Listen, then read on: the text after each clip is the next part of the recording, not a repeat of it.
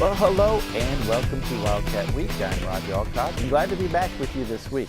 Well, it was senior night for men's soccer on a chilly Wednesday night as they hosted Goshen College in an attempt to overtake them in the Crossroads League, and it came down to the Oliveira brothers after a scoreless first half. Sophomore midfielder Glauber Oliveira scored first in the 48th minute off a deflection from Sandy Conti. Then in the 65th minute, coming off a goal from their previous match, Douglas Oliveira perfectly placed a header off an assist from Nico Matern. It was a 2-0 victory and the fourth in a row for the Wildcats, and moved them into a tie for second place with a 5-2-1 record in the Crossroads League.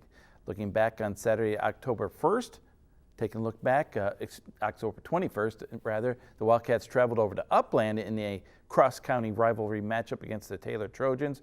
The Wildcats had 13 shots on the night, but didn't get it into the back of the net until the 87th minute when Douglas Oliveira scored on another header to give the Wildcats a 1-0 victory over the Trojans. Well, now joining us to talk about these two past games and to kind of take a look ahead at what's coming is the head coach of the men's soccer team, Coach Luke Sanford. And so first, Coach, I wanted to wrap up really quick that Taylor game. Yeah. Let me preface it by this. You guys have won 4 in a row now and playing, obviously, I think probably the best soccer of the season. Yeah, we've been pretty pleased with how we've played all season, to be honest with you.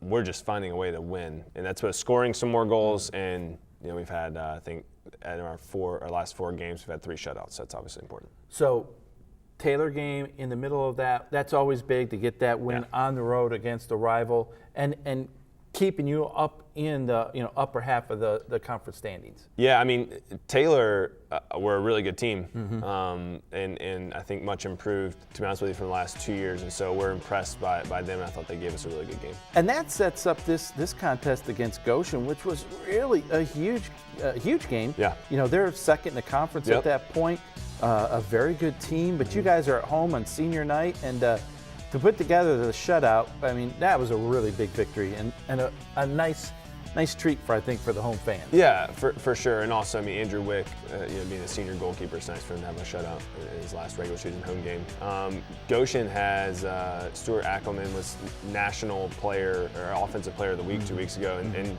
really kind of held him to not much, which was an emphasis for us. And was proud of our defending. It started up top, to be honest with you. We really pressed high, and I thought the guys really committed to that and worked really hard. Well, that's what I was going to ask you about. You outshot them 15-8. So to limit them to 8 shots, only 4 on goal, I mean, your defense had to be pretty stout. It was, and it was a collective effort. And the guys really pressed well. We created chances off of our pressure, and I think, just proud of the whole group's commitment to defend. Whatever that means for your specific role, but everyone was willing and committed to the defensive side of the ball. You know, of course, the first half, though, it's kind of a little bit of back and forth, so to speak. You know, you have some chances, but no one's on the scoreboard. Right. So that's not a bad place to be. Yeah. And in soccer, home field advantage is so important. So, Goshen was a little bit more willing to sit off of us, let us have the ball a little bit more and try to counterattack us. And I thought we were good in possession, had the ball a lot, and they were dangerous on the counter. So it's sort of, I think, what I was expecting from the game. And so 0-0 didn't surprise me necessarily going in. Yeah, it was dry night, but it was cold out there. Really a drastic change from what we had seen so far this season. I don't know if did that affect play at all or not? Well, thankfully it's been cold all week, so we were able to train in worse weather than what we played in. Monday was miserable. Yeah. And we do have, we have a few guys from Florida, some Brazilians, and so I wouldn't exactly say that they love the cold weather, but they handled it well, and we were able to I think still perform well despite the chill. Now we get into the second half, and again, shots wide there. You mentioned Andrew Wick, though, one of your seniors. Don't have very many seniors on this team. You got, Andrew and Jacob, but I kind of like his story because he's a guy I think maybe kind of just stayed the course, biding his time, Absolutely. stuck with it, and now it's paying off for him. Absolutely. He's a guy that I think represents everything. When you tell a young player, like, hey, stick with it, it's going to pay off for you, they don't always have an example of that necessarily ahead of them, and Andrew is that example. He's been committed to the program and really proud that he's had a good year. Well, there is the first goal of the night. Get a great look at it there. Yep. Of course, that was Glauber there, but Yep. getting Good on instincts. top's huge. Yeah, good instincts from Glauber. I mean, never really looked at the goal, like just knew where it was. We wanted to get Sammy isolated. That was an emphasis, and I thought Sammy did a good job playing kind of the wing back there. He was really able to get forward, and then obviously a really good second goal as well. Well, second goal coming up here, and just an unbelievable header there. Just a perfect, everything has to come together perfectly there. Well, that's honestly 4 really good players involved in that play. Sammy, smart to not force the issue. Or sorry, Gabe repressures really well. Wins the ball back off of his run, plays it to Luis Rocha, who's had a great freshman year. Was very composed, play ball back to Nico, and this is completely intentional to put it right on Douglas's head. And obviously, pretty special play for the big man to get down like that and put the ball right where he wanted to put it. It's just you don't practice those kind of things. That's just guys making plays, which is awesome. One of the other things that kind of struck me, and we've seen it in some of the defensive plays here as well, but in a 4-game win streak, 3 of those 4 wins are shutouts. You don't have, shutouts like that without a real solid team effort. Yeah. You see the team effort on the offensive end there, but defensively as a team, you got to be playing pretty good to get 3 out of 4 shutouts. I mean, goalkeeping's great, but I think your backline's playing awesome too. Right, and we've told Andrew kind of all season, hey, you're going to need to make a couple of saves for us. And you saw it in the highlight there. He made a good save off of a free kick, caught the ball, was confident. Came out and pushed a couple of balls that he needed to, but I mean, like you said in the stats earlier, not really tested a lot, but still just going to have to stay back there and be, up for it for us. And then, we've been training a lot, just our one-on-one defending and getting pressure on the ball, and I think the guys really responded well last night. Well, Coach, a big weekend coming up. You're on the road at St. Francis. Yeah. Grace is at Goshen. You never know what could happen there. Right. But with a win, you'll be tied no worse for second place in the regular season. That's not a bad spot. No, and kind of, we put ourselves behind the 8 ball a little bit early, dropping results in 2 games that we were winning, and letting Grace and Spring Arbor both come from behind. So, we kind of put ourselves in a situation and playing with a lot of confidence right now and really have a lot of belief. And so proud of the group and the way that they've kind of finished this last end. Got to finish things up on Saturday before we go into the tournament. All right. Well, Coach, thanks so much for stopping by. Of course, the next up for the Wildcats, as we said, they travel to Fort Wayne to take on the St. Francis Cougars, who currently sit at the bottom of the league, but still a big contest for the Wildcats. That game, 7 p.m. on Saturday the 28th. When we come back, it's women's swimming. Head coach Laurissa Dalrymple will join us to talk about the first ever swim meet for the Wildcats.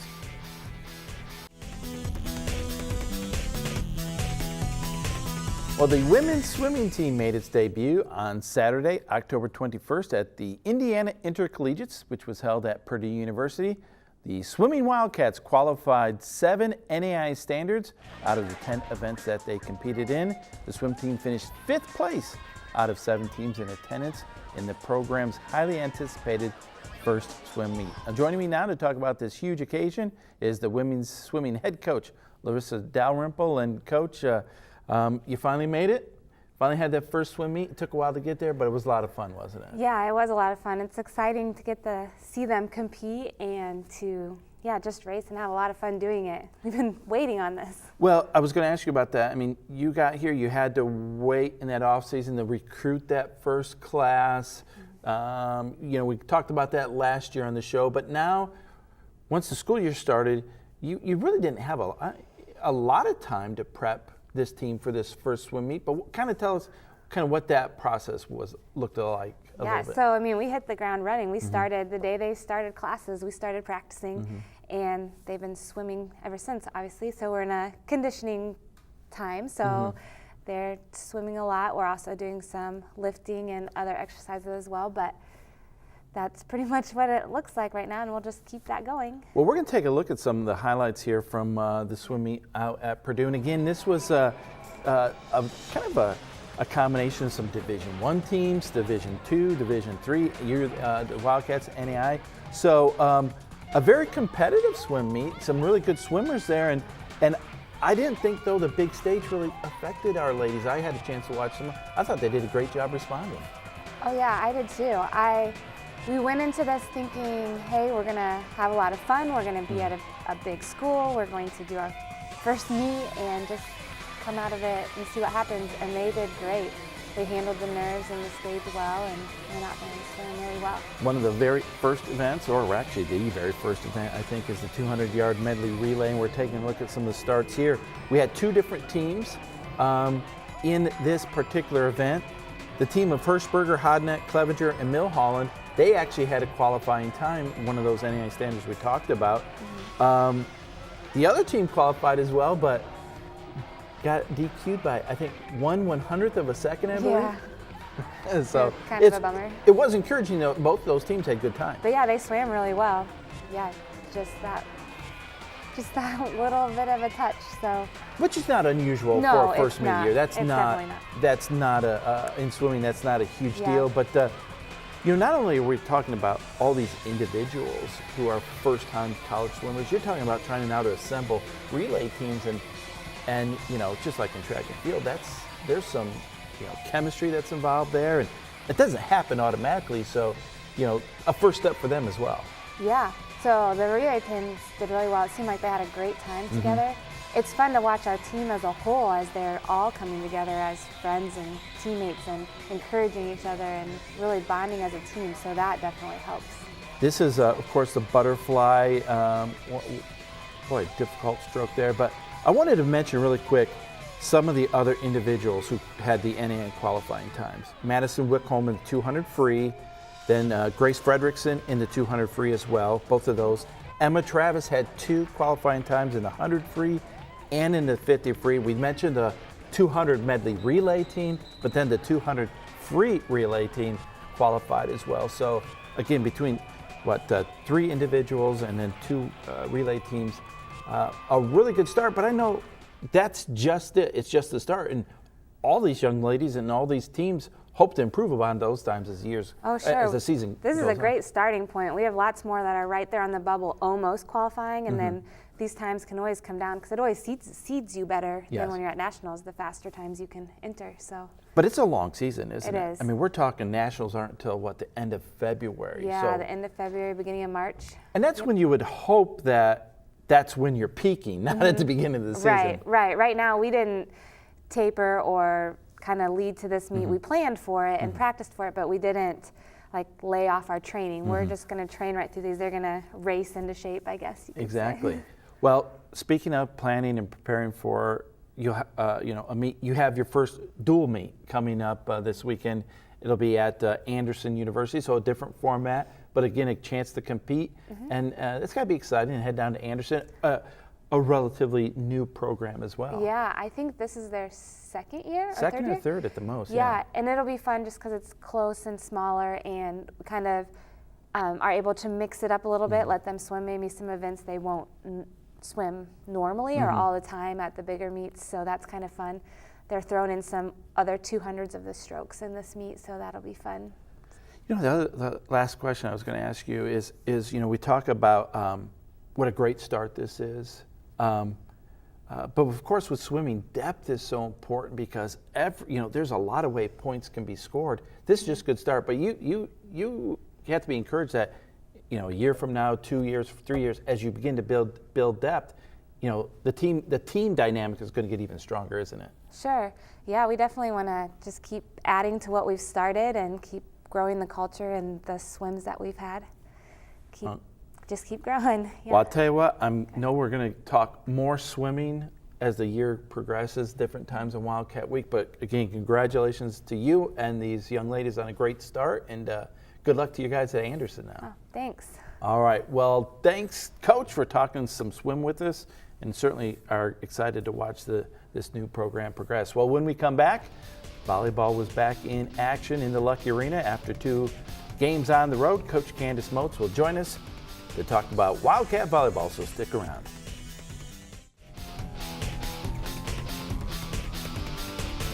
Well, welcome back to Wildcat Week. Now we're going to talk a little bit volleyball as the team celebrated senior night and they hosted the Foresters of Huntington University in Lucky Arena On October 25th, the Wildcats honored the 6 members of the senior class before the match, and after the game, there was a tribute video to that group of young ladies. Now, the Wildcats got off to a little bit of a slow start in the first set with a score of 20-25. They fell behind to the Foresters, but then they came back, and in the second set, they won that one 25-19, 25-21 in the third, and then they took the fourth and deciding set 25-18. Freshman Katie Cole had 22 assists and 8 digs, along with 2 aces. Senior Banner Rogers had 21 digs and 4 assists.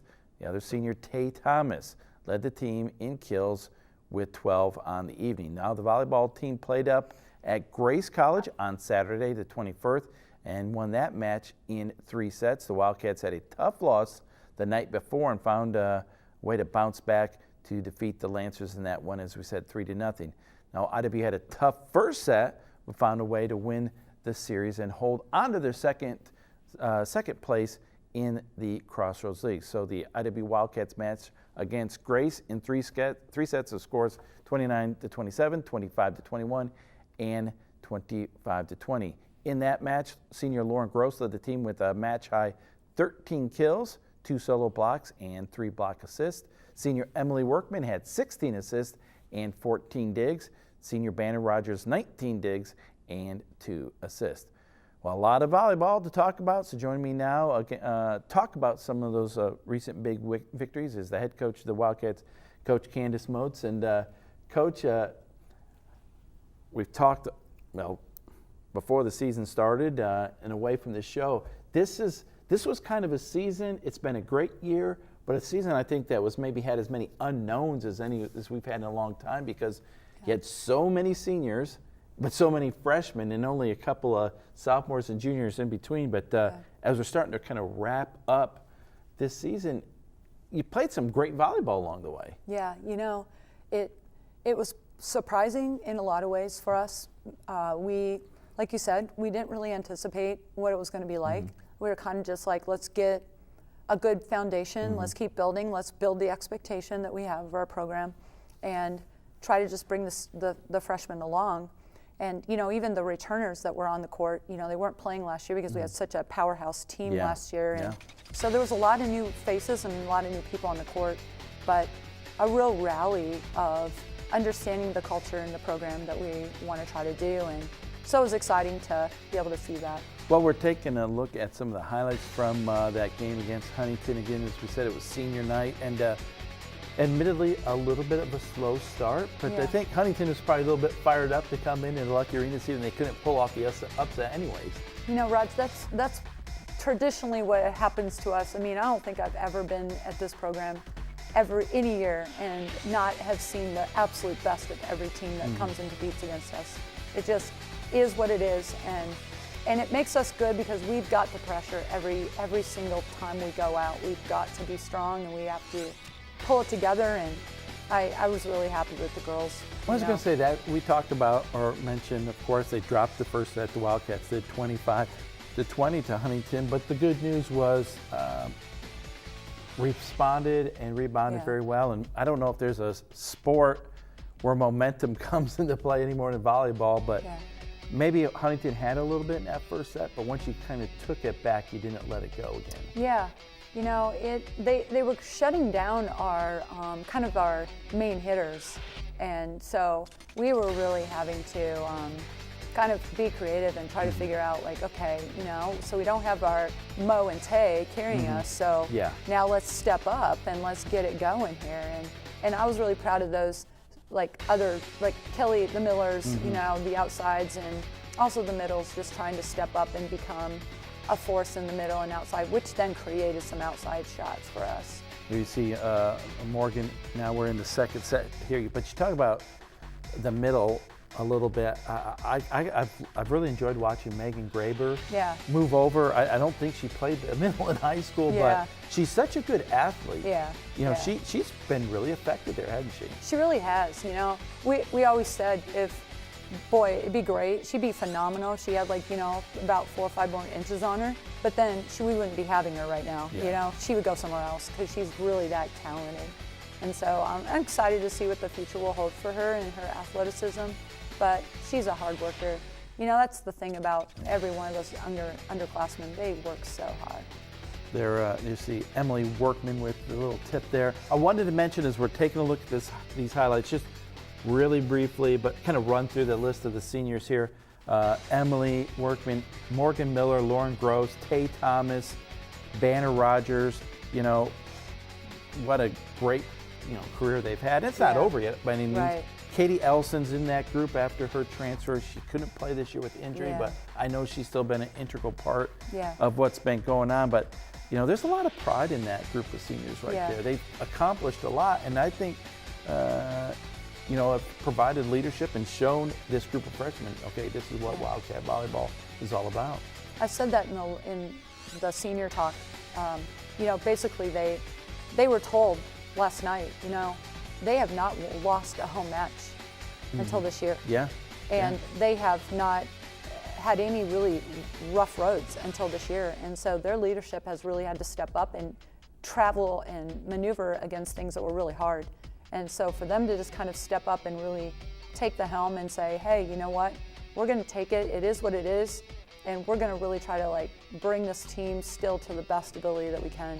Now we're into the fourth and final set here. And again, after a 25-19 in the second, 25-21 in the third, here in the fourth, just a great hustle play there by Banner Rogers. Yeah. You can't, I always encourage people to come out and watch volleyball at this level because you're going to see some great athletic plays. Yeah. You're going to see an amazing amount of hustle. You still get some volleys in the game, some good, some good rallies going. Yeah. And there's the, wrapping this one up and match point. But again, a big win because it sets up, postseason play. But before, we got time for one last question. You guys go on the road to the Boneyard Brawl down in Kentucky. You're going to face some, 3 top 25 teams there. Yeah.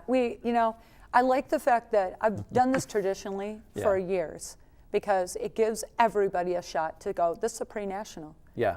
This is what the national teams are going to look like. Mm-hmm. So this is, now for this year, for our freshmen, this is going to be a weekend where they're going to go, okay, this is where we need to get to. Yeah. And it's going to be a different kind of approach this year.